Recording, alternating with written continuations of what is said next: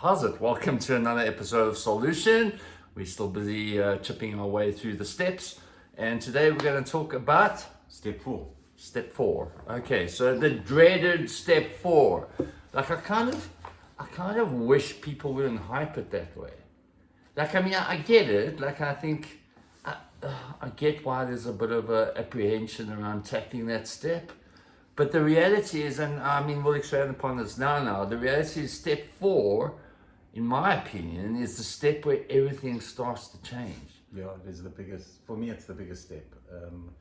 And it's also, what I really like about step 4 is it's something I would never have really looked at in active addiction or in my life if I wasn't exposed to the steps.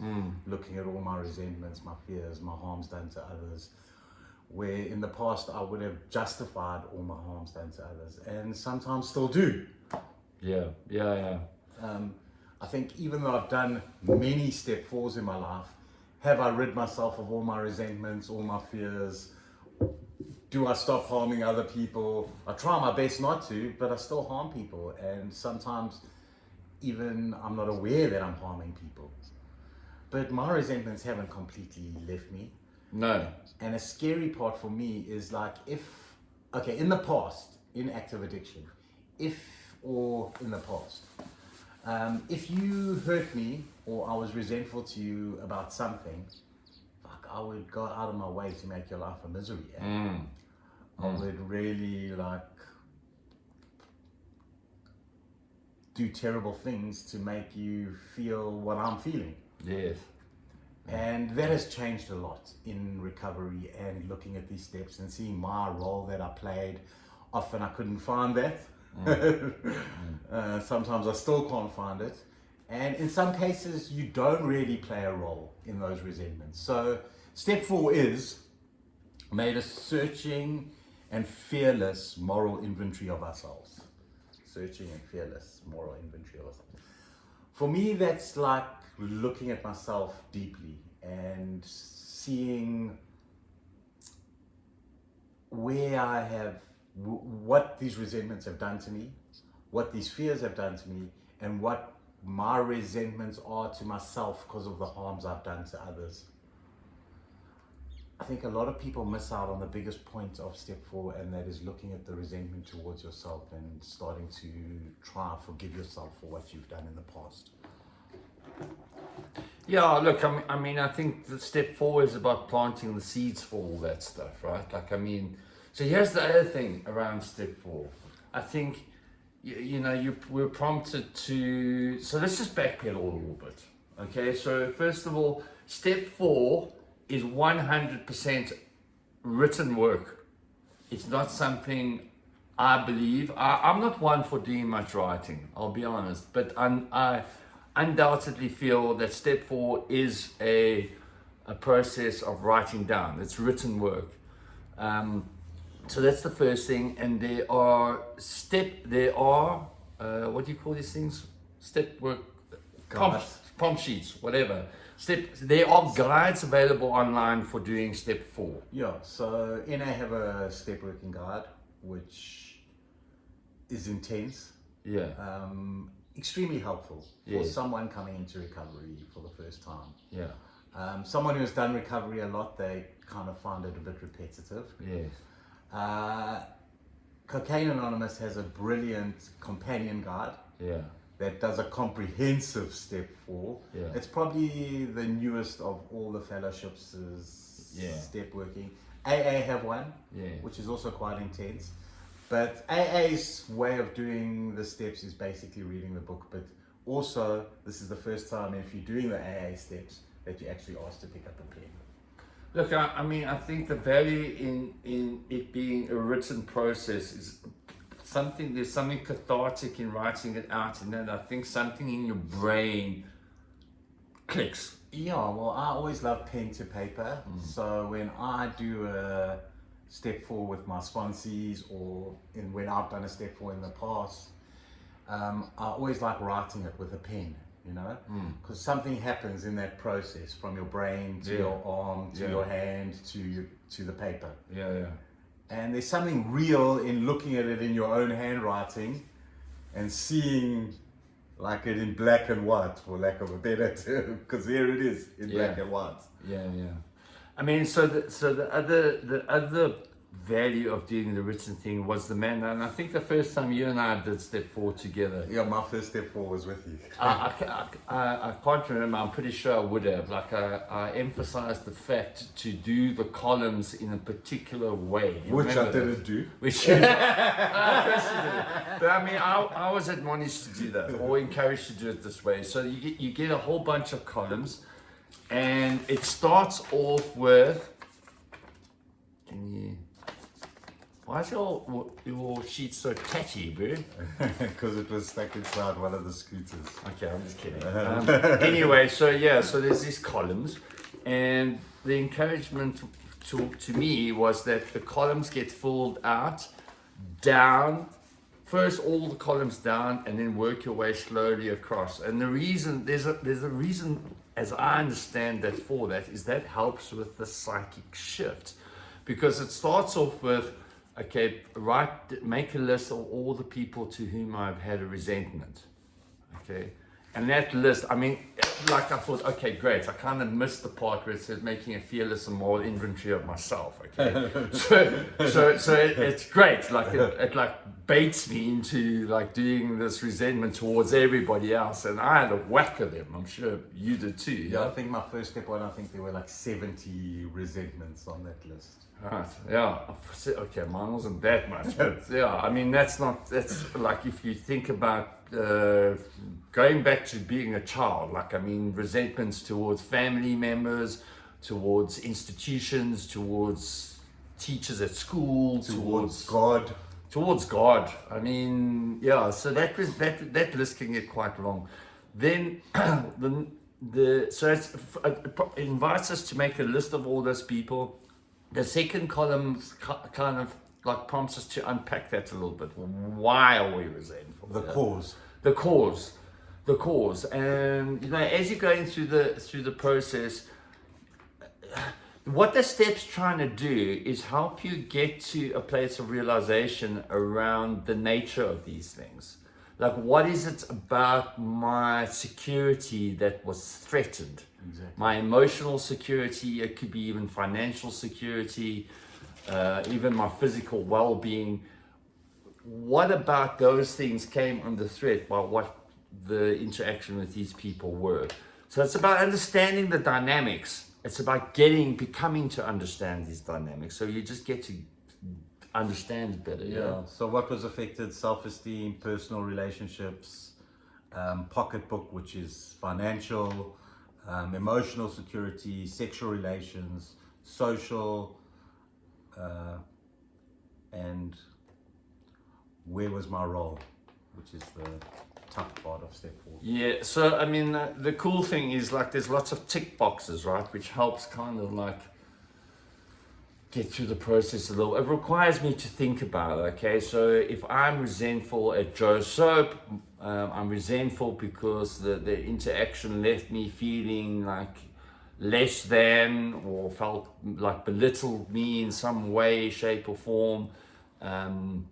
Yeah, so I've got to think about it. Then there's checklists, and then it says there, what does it say there? You said, what was my role in it? Yeah. Okay, so the one that I got was, or the checklist I got says, where was I to blame? Yeah. I hate that terminology because I think we really need to take blame out of the equation. Like, I mean, if you had really known better. Well, it says the AA one, which is the original one, says what is the exact nature of my wrongs, faults, mistakes, defects, and shortcomings? Okay. So look, I mean, I think what I'm trying to get at is not to let. That's a lot to try and fit on, right? What is the nature of my wrongs, my faults, my mistakes, my defects?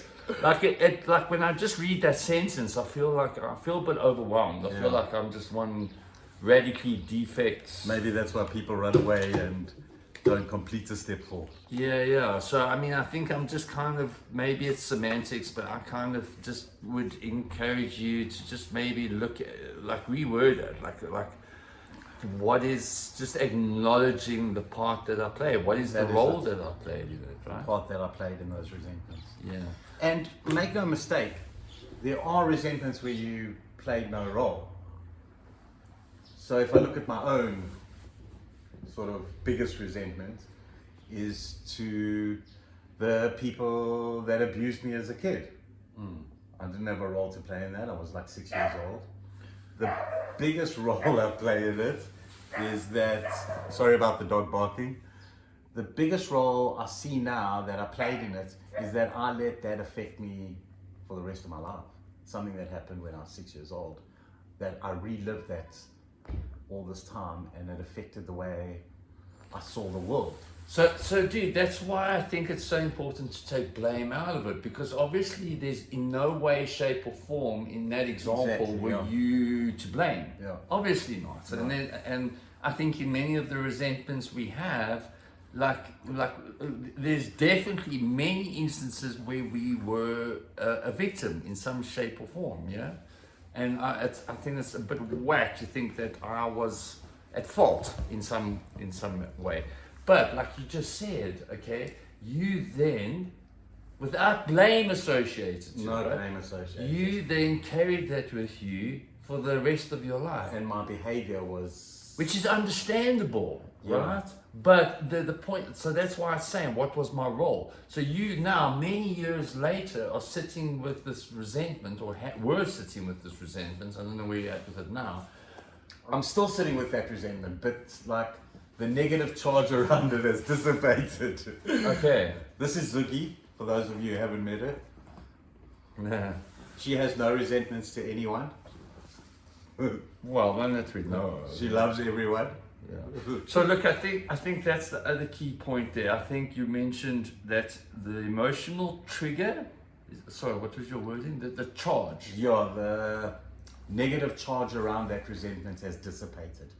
So I look at my resentments like a knitted jersey. Yeah. And when I start working on these resentments, I slowly unravel that knitted jersey until like there's very little left of that jersey. I think that's a great analogy, dude. Yeah. But Yeah, but something might happen and I get resentful to someone else, yeah, regardless of these old resentments. yeah, And those old resentments come back. And I grab the knitting needle and the wool, and I start knitting back on, and I've got another long jersey again that's Yeah. like scraping on the ground, and then I've got to go back, and I work at taking those resentments away. So I think what I hear you saying is that it's not like we do a step 4 and it's forever. All our resentments are done, dusted. I'll no longer sit with them. I'll never revisit them. What I'm hearing you say is there's a need to revisit this process. To say that these resentments are going to go away and they're never going to return after doing a step 4 is a bit naive. It's unrealistic. Yeah. Because we had to work a lot. Zoogie, sorry. Okay, so we've got some dog stuff to take care of. Yeah, look,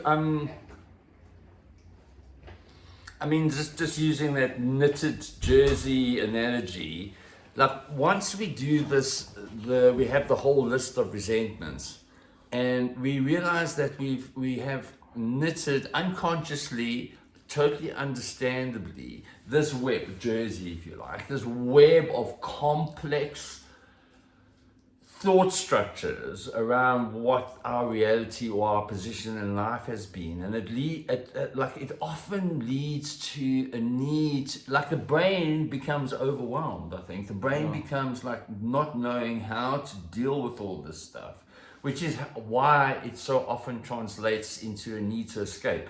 Like, I can't deal with this stuff anymore. So therefore I'm going to resort to avoidance, which is also understandable because you don't know how to cope. Hence the saying that often comes up is that resentments are the number one offender. Right.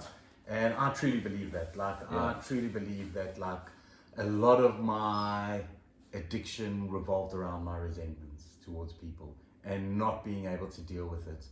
And the other story of resentments being drinking the poison, hoping the other person dies, was exactly what I was doing. You know what I mean? I was trying to escape with some sort of poison that was harming me. Yeah. And hoping that it would affect other people, but the only person that it was affecting was me. Yeah. And I think that plays a huge role in my addiction, you know. Like I was so angry at the world, I was so angry at myself, I was so angry at God, and I was overwhelmed and I didn't know how to deal with it.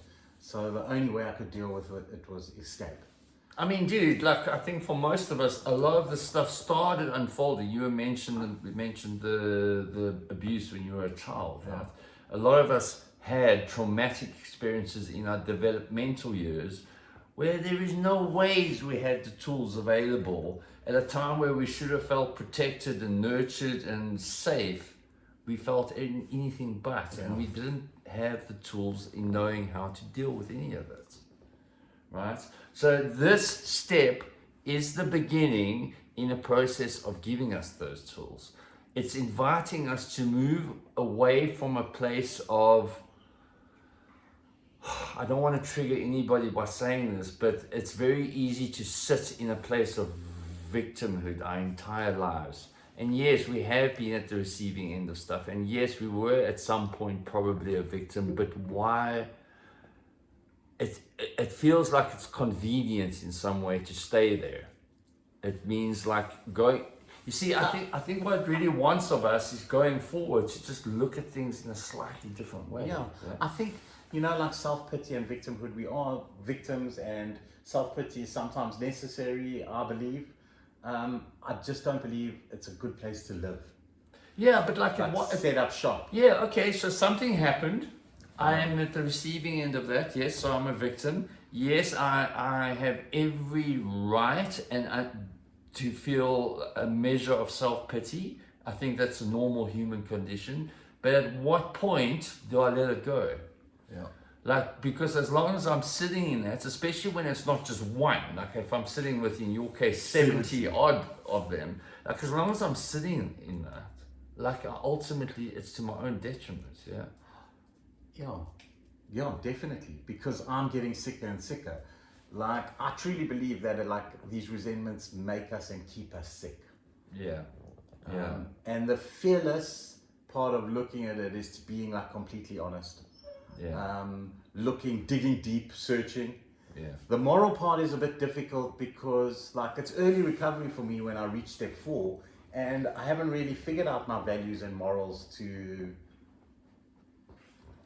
a degree of how I have once I've completed all the steps or taken someone else through the steps.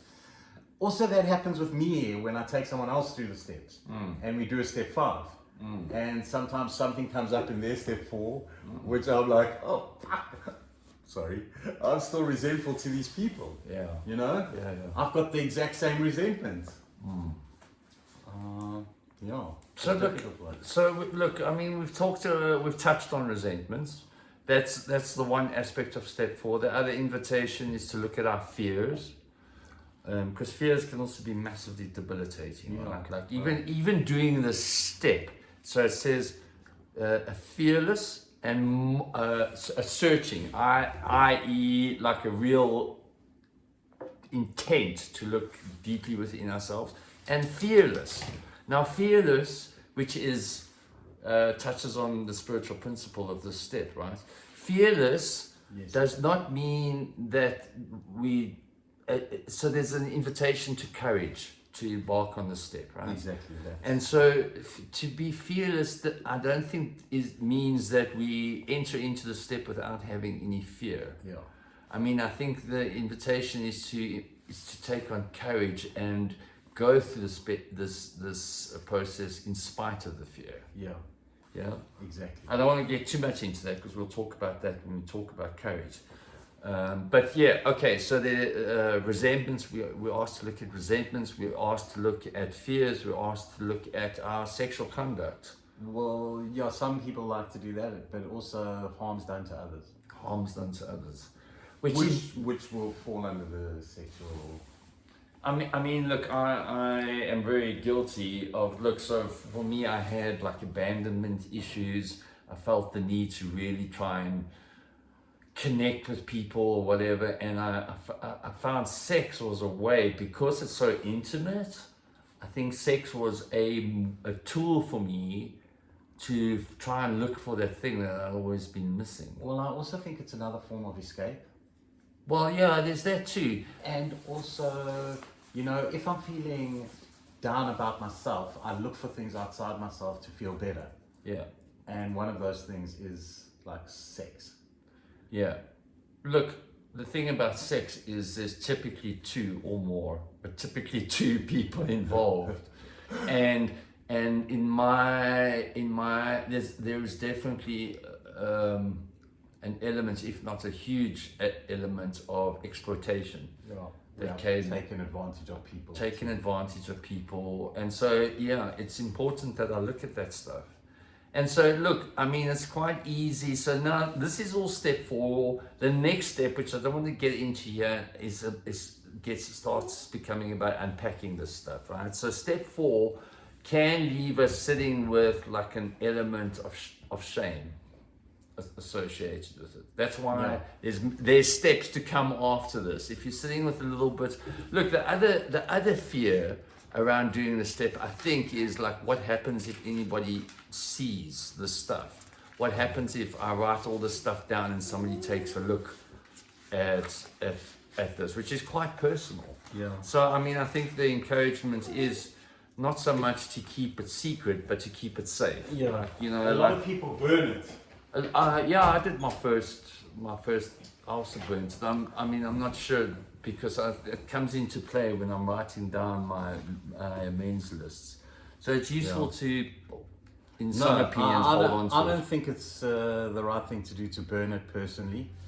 I like to go back and look at all my step 4s, and sometimes it's easier for me to let go, because like I revisit them, Okay. I end up revisiting those resentments quite a lot of the time. I think there's an important part of step 4 where you can also look at what you've done right, you know what I mean, in the past as well. Yes. Yeah.